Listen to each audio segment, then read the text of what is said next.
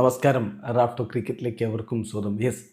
R C B ആരാധകർ ആഗ്രഹിച്ച വാർത്ത എത്തിയിരിക്കുന്നു. ആർ സി ബി എന്ന് പറഞ്ഞാൽ റോയൽ ചലഞ്ചേഴ്സ് ബാംഗ്ലൂരു. അത് ബാംഗ്ലൂരിൽ തന്നെ കളിക്കുന്നതാണ് അതിൻ്റെ ഒരു ഭംഗി.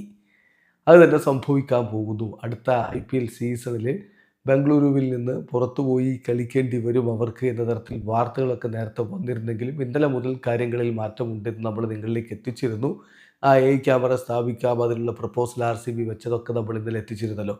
ഇപ്പോഴിതാ ഒഫീഷ്യലായിട്ട് കർണാടക സ്റ്റേറ്റ് ക്രിക്കറ്റ് അസോസിയേഷൻ തന്നെ അറിയിക്കുന്നു, IPL-ലും അതുപോലെ അന്താരാഷ്ട്ര മത്സരങ്ങളും ചിന്നസ്വാമി സ്റ്റേഡിയത്തിൽ നടത്താനുള്ള അനുവാദം കർണാടക ഗവൺമെൻറ്റിൽ നിന്ന് ലഭിച്ചിരിക്കുന്നു.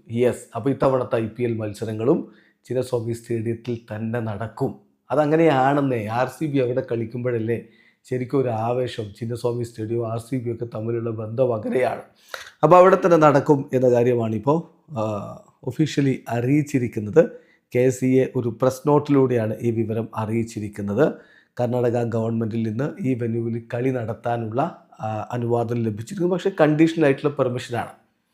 KCAയുടെ ആ ഒരു മീഡിയ അല്ലെങ്കിൽ പ്രസ് നോട്ടിലുള്ള എന്താണെന്ന് നോക്കാം. അതിൽ പറയുന്നത് the permission is subject to compliance with specific terms and conditions prescribed by the government and the concerned authorities. KCA എന്തായാലും ആ സ്റ്റിപ്പുലേറ്റഡ് കണ്ടീഷൻസ് ഫുൾഫിൽ ചെയ്യാൻ പറ്റുമെന്നുള്ള ആത്മവിശ്വാസത്തിലാണ്. Already detailed complaints road map expert review കമ്മിറ്റിക്ക് മുന്നിൽ സമർപ്പിച്ചിട്ടുണ്ട് KCA. എന്തായാലും safety, security, crowd management measures ഇതെല്ലാം കൃത്യമായിട്ട് ചെയ്യും. അതിന് ഫുള്ളി കമ്മിറ്റഡാണ് KCA എന്ന് ഇപ്പോൾ ഒഫീഷ്യലി അറിയിച്ചിരിക്കുകയാണ് കർണാടക സ്റ്റേറ്റ് ക്രിക്കറ്റ് ബോർഡ്.